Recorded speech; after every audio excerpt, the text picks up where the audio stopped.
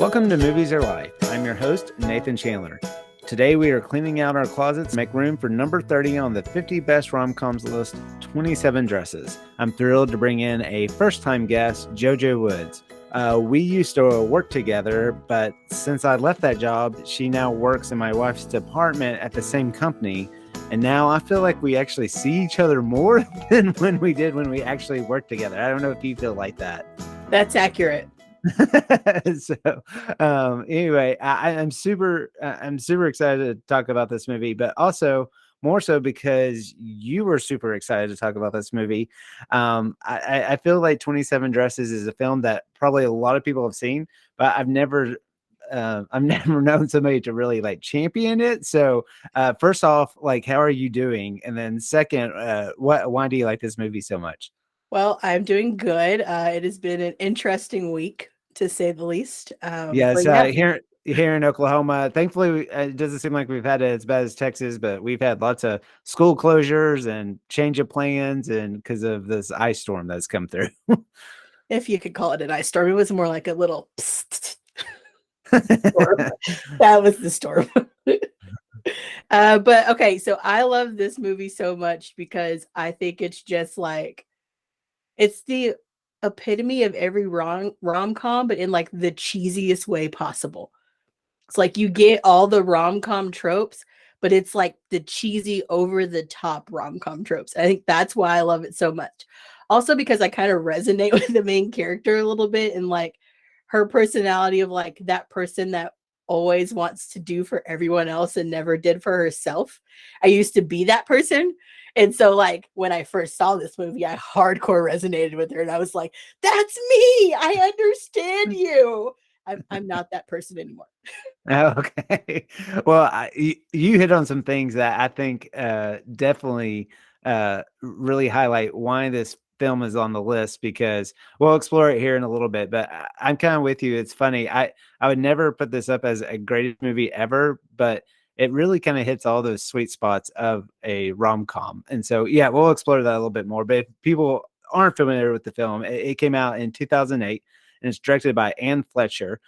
She's also directed Step Up, which I actually haven't seen, but I knew that was a movie that Whitney always owned on DVD.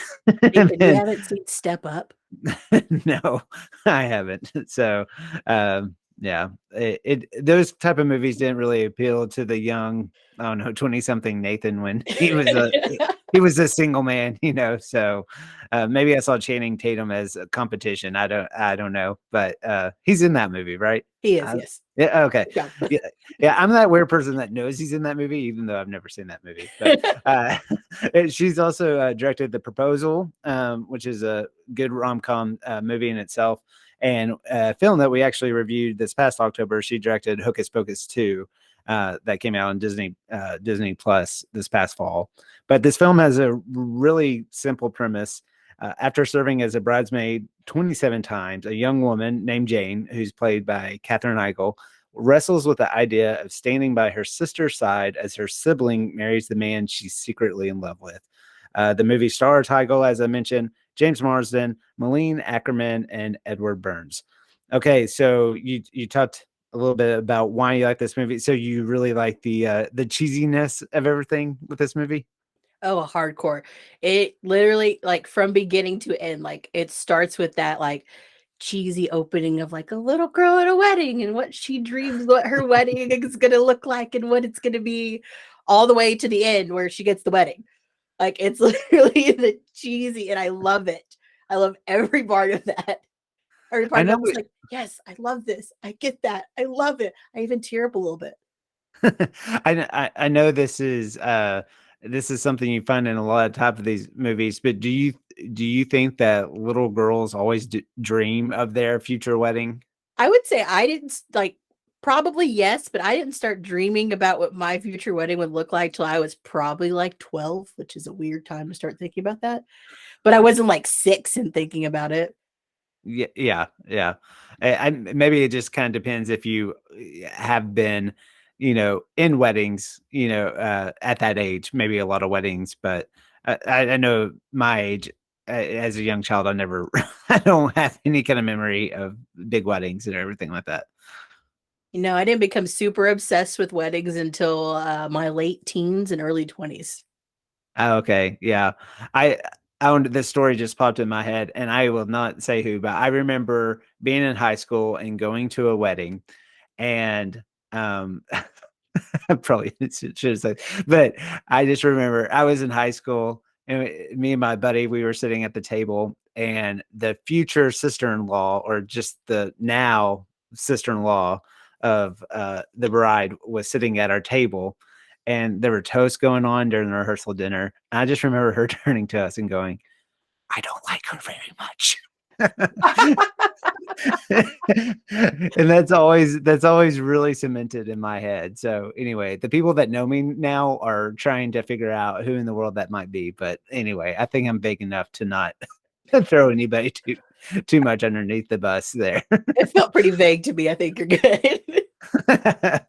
So yeah, I'm speaking a lot on, I guess, Whitney's behalf on this, and I could kind of just knowing Whitney, and not just her but my friends around, like when we were in 20s, she was saying about this movie, she's like, oh, this movie just like speaks to me so much, because of, not necessarily just being like, the maid of honor in every wedding, but being a bridesmaid, or not even being a bridesmaid, but just even when you're like having to throw a shower for somebody, or but that time in your life. And she talked about, yeah, no, I definitely held up the wedding dress for the bride who was going to the bathroom, and just the things that she wrestles with. And I think also what you mentioned, JoJo, that inability to say no and to always please everybody. She was just like, oh, this movie just hits me at hits me at my core. So yeah, I have only ever been in 2 weddings. But oh, that's not true. I have actually been in 3 weddings. But one of them was when I was a kid and I was a flower girl, so it doesn't really count. But I've only been in 2 weddings as an adult, and they were both 2 really good friends of mine growing up. And I jokingly, as I got older, told a friend that I worked with, like, I believe in the trope of 3 times a bridesmaid and never a bride, and like, I can't ever be a bride or bridesmaid again. And I was joking about it. And then she lost a bridesmaid in her wedding and needed one more, and like searched for weeks to find someone because she didn't want to ask me, because she knew that would be my 3rd time being a bridesmaid and she knew how I felt about it. So she never asked me, which worked out fine because I ended up having knee surgery the right before her wedding, so it worked out. But I think back to it, I'm like, man, I'd really stuck to that someone worked so hard to not ask me to be in their wedding, which I think is backwards of this movie. Yeah. Well, I've had a lot of experience with weddings, just because of the videography background that I have. And so especially in college, I helped a guy who has a very, very successful business doing this.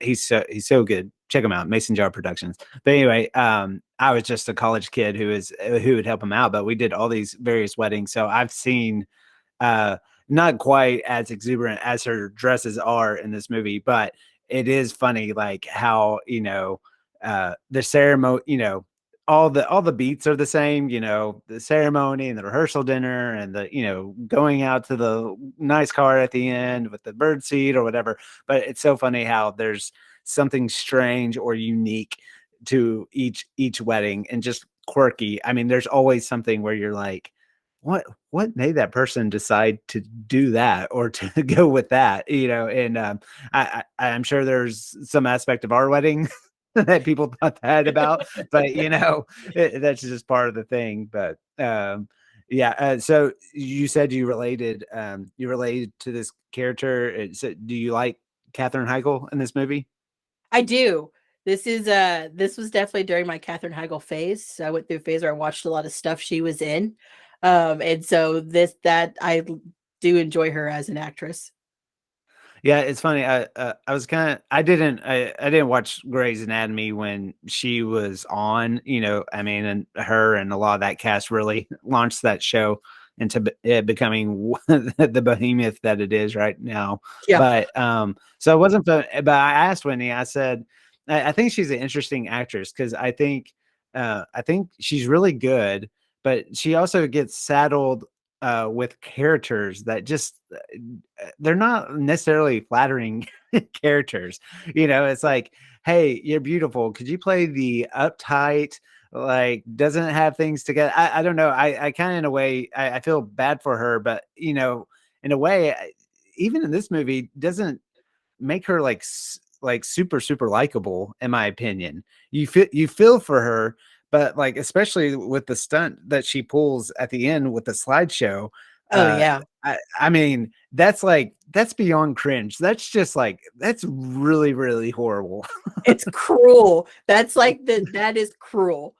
Like she took it like that one step and then she said, I'm just gonna go one step further. And just Yeah. like so cruel.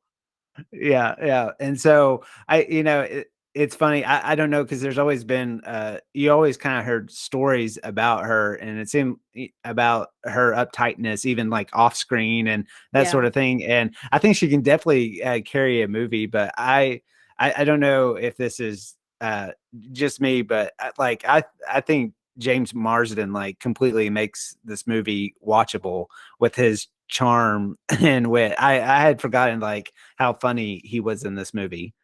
Oh yeah, no, he's definitely he's my top two favorite characters in the movie. I'll give him that.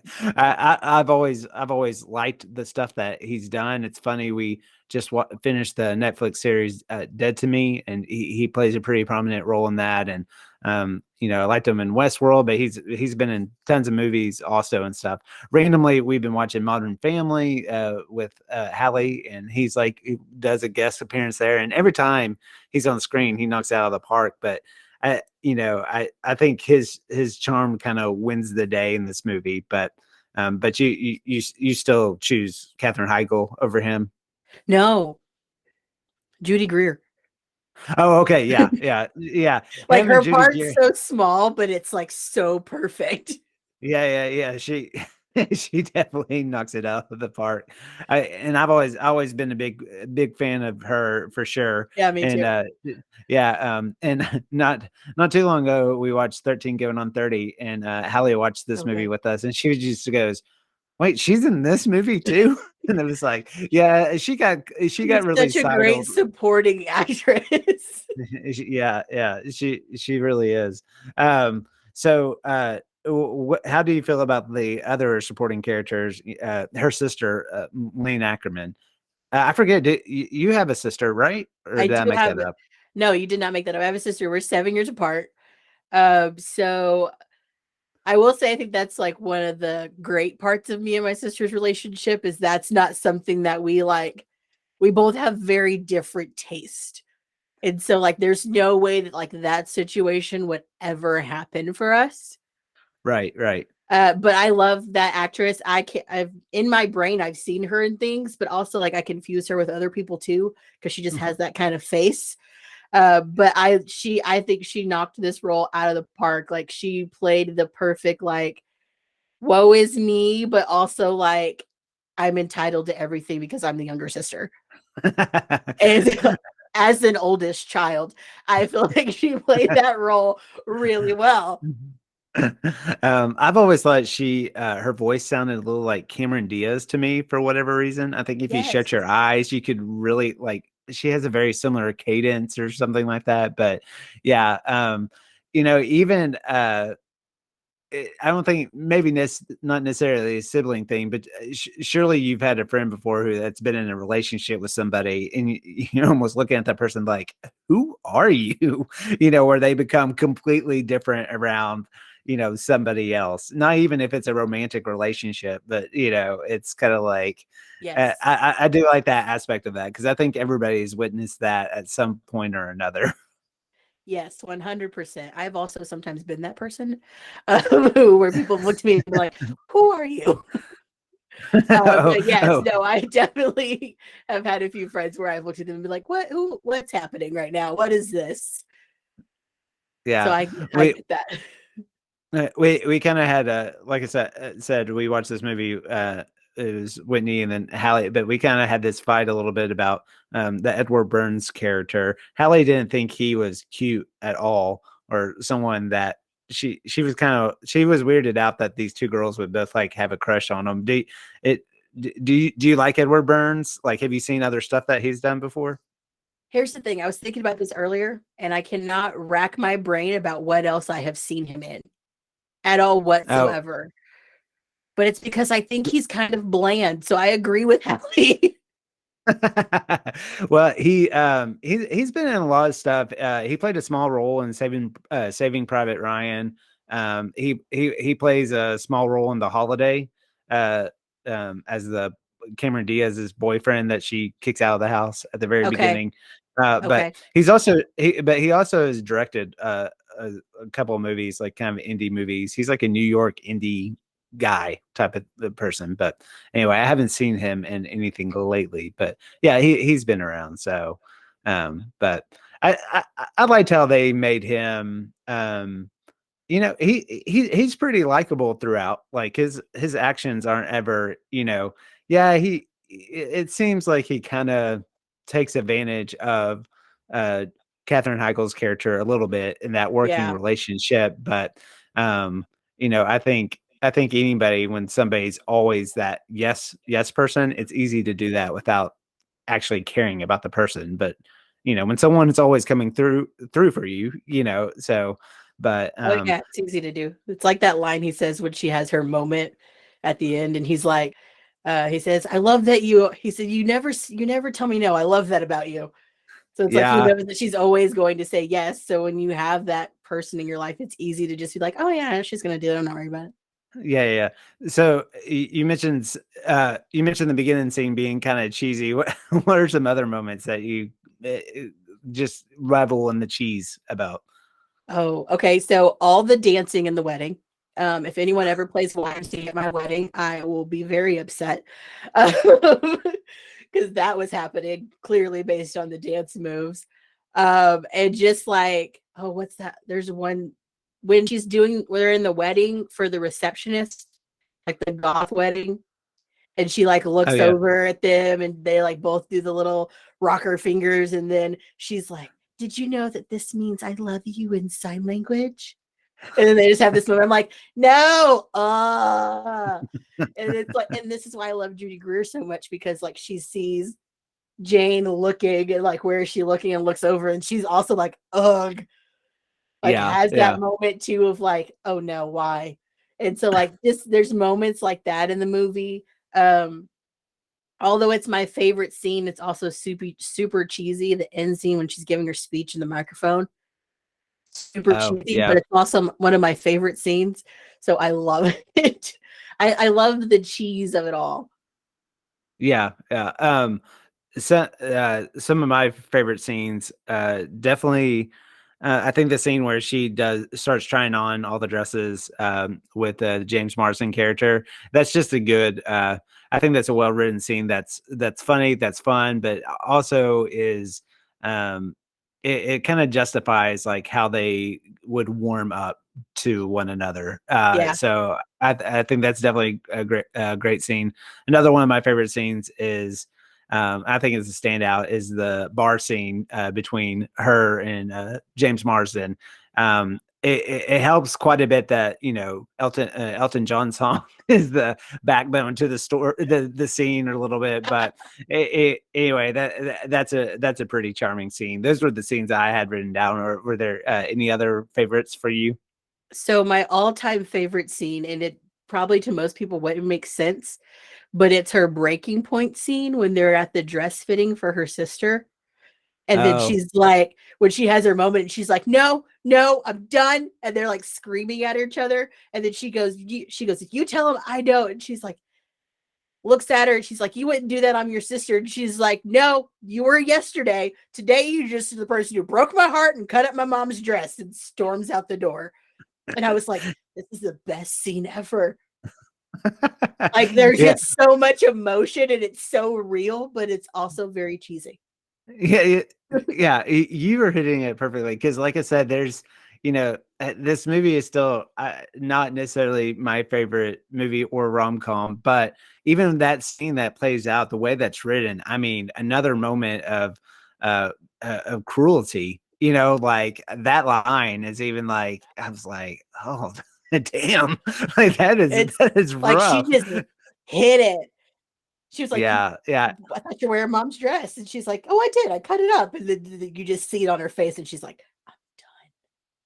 Oh yeah. I mean, regardless, even despite amongst all the cheese, I mean, like, I think anybody can just, it can feel in that moment of just, you knew how much that her mom's dress meant to her. And then the fact that her sister just disregarded like everything about that, and even stealing all the essential wedding plans and stuff like that. Mm-hmm. It, really, really tough.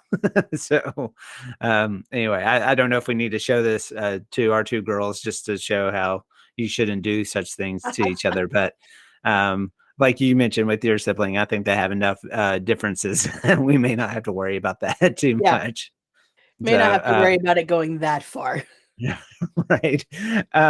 Well, also, I like to talk with these rom-com movies are maybe a favorite quote or best quote. I don't think this movie is one that necessarily stands out as like a completely quotable movie, but are there any lines that stand out for you? Just two. And it's that one when he jumps in the cab with her and they're talking and I feel like you might have said this in an intro to something else. The love is patient, love is kind, love is slowly losing your mind. When he Yeah. says that to her and they get into that big argument. And then just every moment that has a bridesmaid's dress in it, when someone's like, and the great thing about it is you can shorten it and wear it later. And she goes, oh, definitely so true. And like, and she says it in that way that's like you think she's sincere, but you're not sure. Yeah, yeah. No, that was something Whitney was like, she told Hallie in the moment, she's like, any wedding you may be in the future, every bride will say, this is a dress that you can wear for something else. And, not necessarily that it's even like a bad dress, but it's like, you wear that dress usually around people that you know. So if you ever wore that to something else, people would be like, isn't that the dress from your friend's wedding? Yep. So, They yeah. would know. I know I was telling Whitney, we were talking about it the other day, and I said, both those weddings I've been in, I still have both of those dresses, and they're in the back of my closet in bags that have not been touched since I was in those weddings. It's so funny. I had written down, I like the line where he just said, what color is that, vomit? I liked that line. And even though maybe not so quotable, I did like the line that she says to him when she's starting to kind of find out about his profession of writing about all these weddings, despite being so cynical. I feel like I just found out my favorite love song was written about a sandwich. Yes, that line is so good. Yeah, it kind of reminded me of that Friends episode where Ross thinks Joey like saved him in a cop car because they hear a backfire of the car, and so he thinks Joey was trying to save his life, and he was actually trying to go for the sandwich. That's what it made me think of. And this would no way make any kind of like best quotes, but we have been like repeating this for whatever reason to that bar scene. And the scene starts and they're both at, you can tell they've been drinking a lot. And I feel like it's a moment that like sometimes when you're filming scenes, you kind of let some action roll before the actual dialogue is coming up. But James Marsden like takes a drink and he just goes, nice. And for whatever reason, we've just we've just been saying that a lot lately, and it just seems like a really genuine like improvised moment. We thought that moment was pretty funny. But yeah. Whatever it was in his glass, it was real nice. Nice. It had been so long that since I had seen this movie, I couldn't quite remember if she got her sister got back with the Ed Burns character, her boss. I guess towards the end, it kind of alludes that they probably would or whatever. But do you think they ended up as a couple, like in mind's eye? I want to say, in my mind's eye, they got back together and dated, and then ended up breaking up and never actually made it to the altar. Yeah, Like they I might have can see tried that. it out for a little bit, and they were like, "Nah, this doesn't work. Never mind."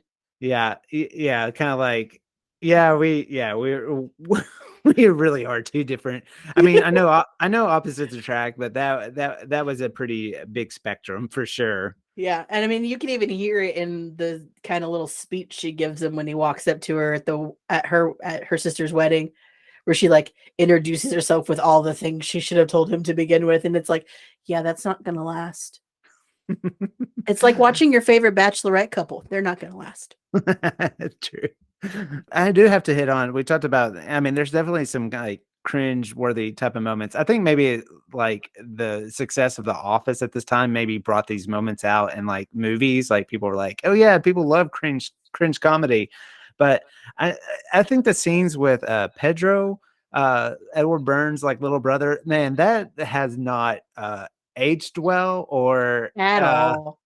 yeah at Or all. just I like was should have been left out. Like they're the most random scenes that like don't really flow at all whatsoever. Like instead of going to a little league kids baseball game, they could have just went to a baseball game.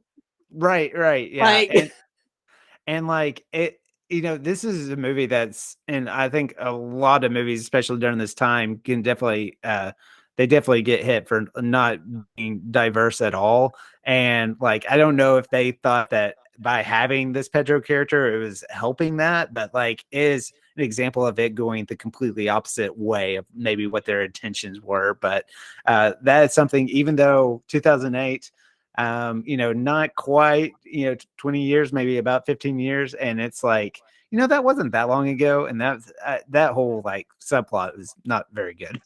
still it was weird. It was just weird. Like the whole like that was the crux for her of her like you need to tell him that you had Pedro keep a secret. What? Yeah. Also, also, this just may be because of who I am and where I work, but I thought it was interesting that Pedro was his little brother from the Big Brother, Little Wayne. Brother program at the Y. Um, and I thought that was hilarious. Yeah, no, yeah, me as well. I thought that was kind of. It was like, I understand that where you missed some beats here and there, but you just blended a lot of nonprofits together. Like you could have done a little more research, but Pick one. The Y sounds great. Perfect. Next. everybody knows what the Y is, right? Yeah. So. Movie musings. My question for you was, do you have trouble saying no in life? And so you mentioned that at the beginning. Could you expound on that a little bit? It depends on the situation. So when I was younger, like I was the person who like at the drop of a hat, like a friend texted me was like, "Hey, I need a ride somewhere." And I was like in the middle of doing something. And like at the drop of a hat, I'm there to take them where they need to go. I was always at like with my parents, they knew they could ask me to do something. I was always going to do it. I was a good kid. At work, I always tried my best to like do all the things, never saying no, getting all the stuff done. Because in my brain, like that's how you move up. You're that yes person, and that's how that happens. And then I just had a moment where I was like, I can't be that person anymore, and it's not good for me and my health. And I started saying no a little bit more. There are still moments where I will say yes because I am still kind of a people pleaser. But I don't say yes as much as I used to. So I can say no now. And that is something that I can do. I am a self-proclaimed people pleaser, so it's really hard for me to say no in situations. But I do think getting a little older makes it quite easier to say no. As you're Yeah, that's part of it. yeah, for sure. I only have myself to blame because if you set that expectation up to those around you, you really can't blame them for, I mean, I don't know if there's probably people that do take advantage of people who have those tendencies who always do say yes, but I think a lot of the times they don't really mean to, and then it's gone too far down a path that you can't ever get back and go You back. can't And undo it. It's already happened. just a little funny moment here. Were you ever one to cut out articles in a newspaper or magazine and keep them? Yes.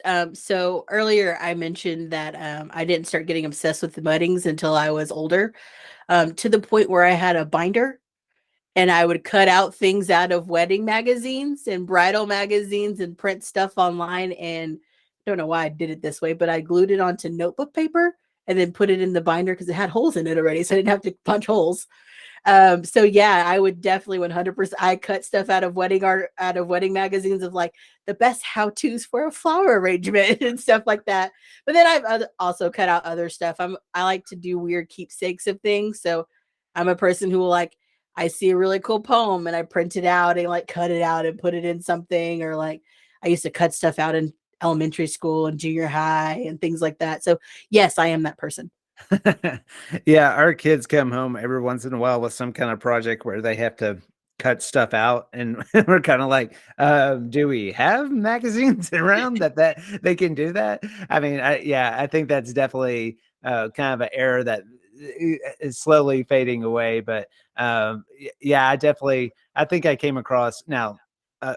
I'm the first to say I was not cool at all when I was a kid, but I think when my parents were moving from my hometown, they had a bunch of old stuff, and there was this like binder, and the same thing. It was newspaper, glued onto paper or taped onto paper, but they were cartoon panels that I thought were funny, of like Garfield or The Far Side or something like that. And it's like Whitney looked at me like, really? And it's like, hey, you're the one that married me. So, You really liked your cartoon strips back then, you know? I did. I guess I was inspired by the artwork from Jim Davis, or I think that's who did Garfield or whatever. Calvin and Hobbes, I really liked a lot. So anyway, but yeah, now I'm sure you just go online and look up all that stuff, and so yeah, you had to be privy to, like, did you ever have relatives that sent you, like, if your name ever got in the paper or anything like that? I didn't ever do anything to get my name in the paper. I was that kid who flew under the radar as best I could. And now I feel bad. No, don't feel bad. I'm sure if my name was in a paper, it would have gotten cut out and mailed to me, or like posted on a wall. In my grandparents' house, I took a photography class my second semester of college, and my grandpa loved my pictures and had me print one out for him, and it's on the wall in his hallway at his house, and it is not a great picture of a tree, but it is proudly on the wall with my signature on it.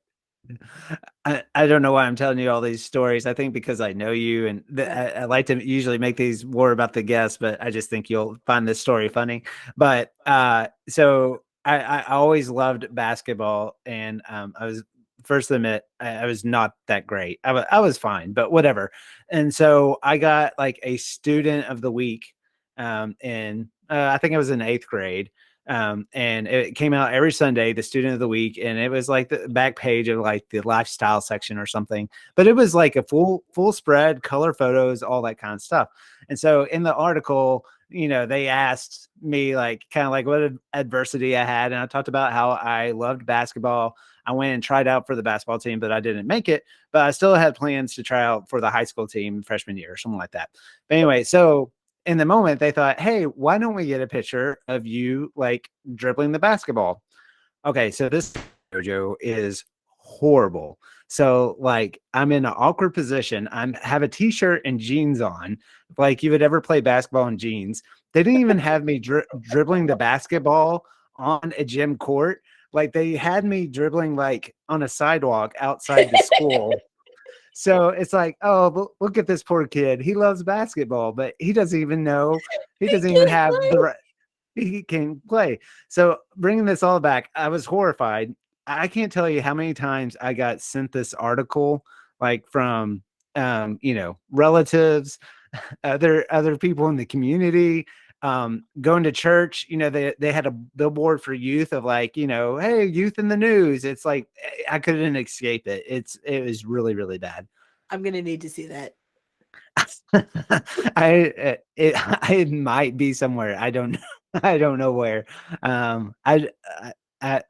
would have to really consider if I would actually do that or not. I don't know. I would like to think that it's worse in my head than it actually is, but I think it's actually that bad. I was like, So it's probably not. yeah, But it's like that. It's that cringe moment, like when they're in the bakery and the sister's like, "Oh, she keeps all of your cutouts. She loves them all. she's obsessed with you, and she's like, "Oh God, Uh, stop." so the last question I had for you was, have you ever had a friend steal your crush before? No, not a friend, but this is weird again. So my sister's 7 years younger than me. Remember this, um, and there was this guy that I really liked, and we'd been talking to for a while. Then all of a sudden, he's texting my sister. And she was like, "Yeah, I talk about you all the time." No, he just wanted to get to know my sister more and was done talking to me. Oh, So my yeah. sister kind of sort of almost stole a guy from me, but not really. Yeah. No, I think everybody's been in that situation before. But yeah, I know me and my friends have different taste in guys. And so thankfully that has never really been an issue for us.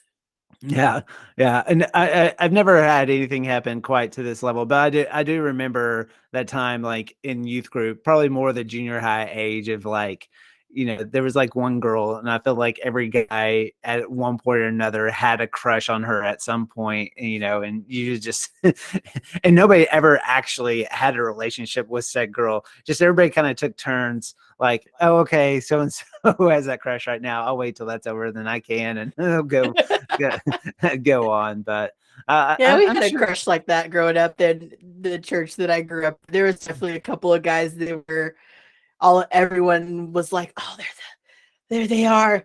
There they are," type guys. So yeah, I get Yeah, that. yeah, and it's funny to see where those people end up in life. So Yeah. Rom-com rankings. the first category I have is the romantic chemistry between the leads. So how do you rank this chemistry between Katheryn Heigl and James Marsden? I want to say a 4. Okay, that's high. Like creeping towards a 4.5, but more towards a 4 because she's got moments where she kind of makes it weird and like he kind of has to carry it. But I would say a 4 because they really feed off each other pretty well in the scenes where they're really bantery. Yeah, yeah. They do. I gave it 3. I Alright. still, I mean, I know that, ends up he's not as cynical as she thought, or but I still, her high strongness is almost seemed on the extreme, just as much of it as his, like, kind of laid back style or whatever. This was one, even though I know they get married at the end, I always think about, do they still end up together? I don't know. I even, like, look wise, I would never see them in a room together and, like, put them together. But I don't think it's awful either. Like you mentioned, they have some really good banter. I mentioned that bar scene. I That's why really their like that. chemistry works. Yes, yeah, maybe. So anyway, that's just kind of where I lie. But okay, the second category, and we kind of touched on this a little bit, is the best friend. There's usually, like, a supporting character, that's there for the lead. We mentioned Judy Greer. I mean, I don't know where she's the best. I She's the really greatest. enjoyed it. The yoga And scene is incredible. yes. Because she's not really the best friend. She's like the work best friend, but she hits all the points of like a true best friend. So like when she has to pick up her sister from the airport, she's like, "Oh, there's another way you could do this." And then like when her sister wants her to be in the wedding, and she's like, "How dare she?" And like the appalledness on her face when they're at the wedding, and the whole "I love you" scene I brought up earlier, and just like she hits all the best friend moments so well of like truly being on her side the way Yeah. best friend is supposed to be. Yeah, and even in the slideshow scene, we keep going back to how she's basically like, if I think that was a bad move, like, it is pretty It's bad. yeah, it's bad if I think it's bad. Yeah. So the other name I had written down was James Marsden's friend, Trent. Hopefully I'll pronounce this name right. Malik Panchali, he has a face that you just recognize. He's kind of his buddy in here. Would you lump him into this best friend category, or do you think it should just be Judy Greer? Because I think he brings the average down if we lump them together. Yeah, it's like Not for if you his. throw him in there, he brings it down. But like I feel like they wanted him to be that person, but it didn't work. Right. So, like, should we count him in this? Because like my average heart rating would go down if he's included in it, and not because of his fault. They just don't know what to do with him in this movie. But or should we just make Judy Greer standalone on this I one? say she's a standalone by herself. If it's her alone, I'd give it 5 hearts. I've always been a big fan of her. If you add him into it, I feel like it would almost go down to like a 3.5. That's actually what I had written down, but you're the guest. I'm letting you dictate this, so we're just going Judy Greer here. So, okay, the third facet is the soundtrack, and so I actually messaged you about this because if you look up the 27 Dresses soundtrack, it's all score by Randy Edelman. I actually listened to the whole thing. I mean, it is the perfect romantic comedy score. I mean, he earned his money. Like he did a really good job of it. But even in the moment of watching the movie, we mentioned that Elton John earlier. I mean, there's a lot of just popular songs on here. So I looked up on IMDb and they have the credits for the soundtrack. And so I made the playlist. I shared it with you. Did you have a chance to listen to it? I did, and I kind of picked and choose songs through it as I was like, I listened to like the first few minutes of a song and I was like, oh, it's pretty good. Next song, oh, it's a good one. Next song, and then some of I listened all the way through. As far as like the actual soundtrack goes, so I judge movie score soundtracks based on if I would listen to it if I was going to sleep. Okay. Because I like to listen to soundtracks when I sleep, and that is one that I would listen to if I was to listen to it to go to sleep. So like you said, it was actually a pretty good score soundtrack, but there were some really good songs that were in the movie. So I feel like you tie the two together and I would probably give it like not quite a 4, but almost a 4. Okay. I'd lean towards the 4. Because the popular songs soundtrack. Now I will say, I mean, there's a couple of, Don't Stop Till You Get Enough by Michael Jackson. I mean, that's just a killer song. Yeah. Same with Elton John's song, Benny and the Jets. The rest. Oh, and I've always loved, it's just been a personal favorite of mine. Happy Together by the Turtles, that 60s song. But the rest of the songs, I mean, it sounds like 2008 to a T. I can't quite just kind of singer-songwriter ish, but maybe more with a beat to it or whatever like that. But all that to say, it's actually a lot of the songs I hadn't heard before, and I thought they were pretty good. So I agree with you, like that mixed in with the score and stuff. It's a soundtrack I would listen to again. Yeah, hardcore. Yeah. I also had Valerie on there, which is one of my favorite songs. It's a song that me and a group of friends, we sing it together as a group at multiple events. If the song comes on, we all come together and sing it. It's like our jam song, which is a weird song to be a jam song for a group of people, but Valerie is our jam song. Yeah. Okay. So if I lean towards 4 hearts, are you saying 3.75 or 4 hearts? Where are you going? 3.7. Okay. 3.7. Okay. Very. I wrote down 3.7. Okay. Very specific. Are you sure not 3.72 or 3.7? 3.7. Okay. Want to make sure I got that. So most rom-coms have a chase scene or a declaration of love moment. This movie definitely has that. You mentioned this, you liked her speech in this movie. So how do you rate this moment? Okay, and I don't know if I'll get flack for this from anyone who listens to this, but I give this chase scene a 5. But it's because of what happens in the chase scene. If you can see my face right now, no. It starts with the BlackBerry and it ringing with Benny and the Jets playing after that horrible cringy kiss scene, and then she runs off.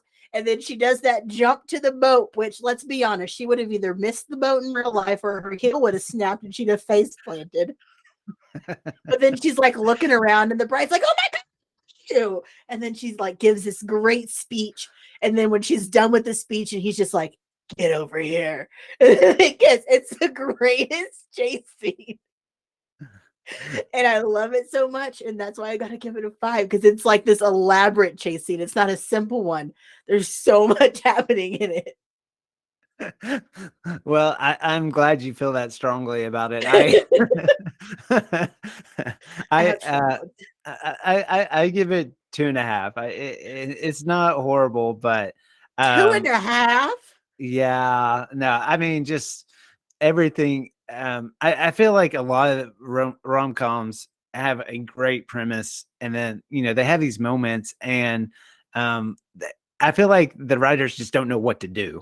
It's like, oh, okay, she's gonna jump jump onto this boat, and then this bride who she doesn't even know, like, will give her the microphone on this. I don't know, and he happens to be there, and I mean the song playing on the BlackBerry, it's kind of cute.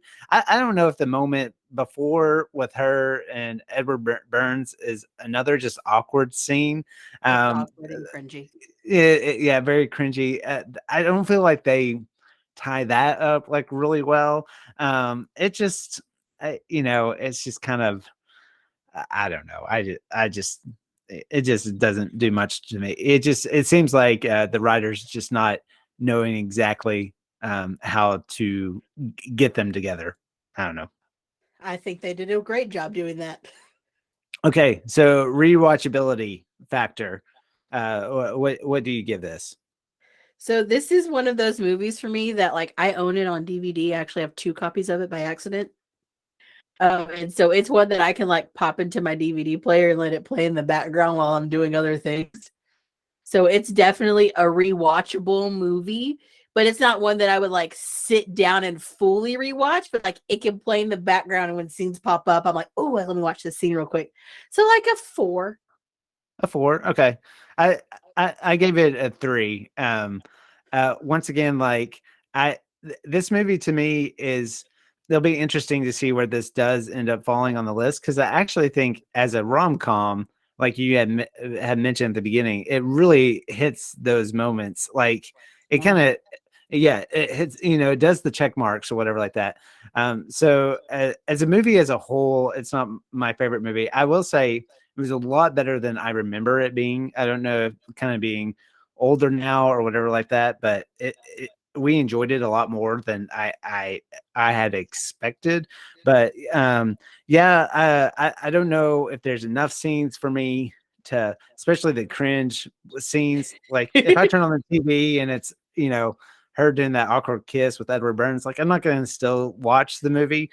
But if I turn on and it's the bar scene, yeah, I'm gonna kind of sit down and watch it with that. So anyway, but I can see how this could be a favorite, just as in the sense that, I mean, it really is kind of a no-brainer. Like you could have it in the background Yeah, it just playing for plays in the sure. background while I do stuff. Is this a movie you recommend to your friends or recommend people seeing if they haven't seen it? I was gonna say all of my friends have seen 27 Dresses. If they have not, that will be changed. They will now watch this movie because I will make them. This weekend, a 27 Dresses watching party at JoJo's house. Yeah, no, if people haven't seen it before, I'd definitely be like, oh yeah, it's a good movie. You should watch it. Hey, here's an idea for you. You could have that party and everybody wear one of the dresses that they had to wear in a wedding. I think that's a great idea for a Oh, that's party. a fun party idea. Oh, I'm making that happen. I don't know when, but that's gonna happen. Recommendations. Do you have anything you feel like people should be like checking out, listening to? Is there anything you're just really loving right now? No. I have a really weird like I've been like doing like weird rewatches lately. So like I've been watching like I am like on season 10 of Bones for like the 3rd time around. Like, it's like I also went through a weird period a while like 3 weeks ago where I was watching like every episode of Living Single. Like Okay. it's been like a weird like I'm in like an old shows phase right now where I keep rewatching stuff I've seen multiple times in my life. Yeah, yeah. I do think streaming is great in that sense of like sometimes there's just nights that we like to just throw something on when we're in bed, just that like we can just completely just kind of check out of and stuff. And Mhm. streaming has those like old shows that are easy to throw on, and if you fall asleep during it, no big deal or anything like that. But I will say I never imagined starting this podcast that the TV show Bones would be brought up. So You're welcome. Well, Leave it to me. yeah. My recommendation is this when this episode drops, it'll be a little bit later, and so I'm not super far into it. But the new show on HBO Max, The Last of Us, I've been watching that. Just finished the second episode the other day. I don't know if are you like a zombie, uh, like zombie person? I am, and someone at work just brought this up the other day and was talking about how it was really good, and I was like, "Oh, maybe I'll watch it." Yeah, I was a little hesitant because I feel like I've seen a lot of this end of the world type of stuff before, and definitely, I was someone who started The Walking Dead when it first came out and like ditched it eventually because I was like, where is this going? There's only so many times you can see a zombie, jump out and bite somebody, and so I was a little hesitant about this one. After watching the second episode, I'm a little more in. It's definitely a very well made show. I'm still kind of looking for like how is this going to be a little bit different than all this other like post-apocalyptic world stuff that's out there, but there hasn't been tons of new shows that have come out recently, so it's definitely, it definitely stands out. And so and for like a horror thing, there's definitely some kind of like icky moments, but it's still not quite as scary as like some other stuff I've seen. So it's more tense type of thing. So All anyway, right. but Well, yeah, I might give it a watch. yeah. So you'll definitely, if you watch the first the pilot, you'll know quickly if you're going to be in or out of the story. So, but yeah, those are my recommendations. Well, Okay, maybe I'll so stop watching Bones. I know that'll be really really hard for you to do. Well, I'm on season 10 right now. How many seasons of that show I was? say 10. It might be like season 8. No, No, I'm on season 10. No, I'm on season 10. I think it was 12 seasons. man, as much as I know about entertainment stuff, if that was a Trivial Pursuit question of how many seasons of Bones there were, I would never guessed it was that many. It's like 12 or 13. Jeez. And I watched all of them when it was on TV, and this is like my third time rewatching it through. Is it that good? I just really like it. Hey, I shouldn't judge. I've never seen the episode, so maybe if I did, I'd get hooked. So I don't know if I have. I don't know if I have 12, 13 seasons of that type of show in me. Yeah, it does get a little repetitive. Well, for next week, we're actually going to stay in the year 2008 and discuss the film Forgetting Sarah Marshall, starring Heigl, Kristen Bell, Mila Kunis, and Russell Brand. Have you seen that movie? I have seen that movie, and it is pretty funny, so I'm excited for that episode. Yeah, and it's actually number 10 on the list, which seems pretty high. That's kind of high. Yeah, that's high. So definitely a movie I'd seen before, and I think it's funny, and so it'll be interesting to kind of break it down a little bit to see if it's worthy of that high of a spot. So I wouldn't have put it that high. yeah, it'll be interesting. So I really appreciate you taking the time and coming on to do this. Yeah, so thanks for having me. I appreciate it. People that are listening, please share this podcast with people. Just spread the word. It always helps to have listeners, and providing kind of feedback. You can always email moviesorlifepod@gmail.com if you have any ideas or suggestions or feedback. And once again, thanks for coming on, and I'll let you get back to finishing the Bones. It sounds like you're close to finishing this season. Got a couple more seasons in me. All right. Well, have a good evening. Thanks, Nathan. You too. All right. Bye. Bye.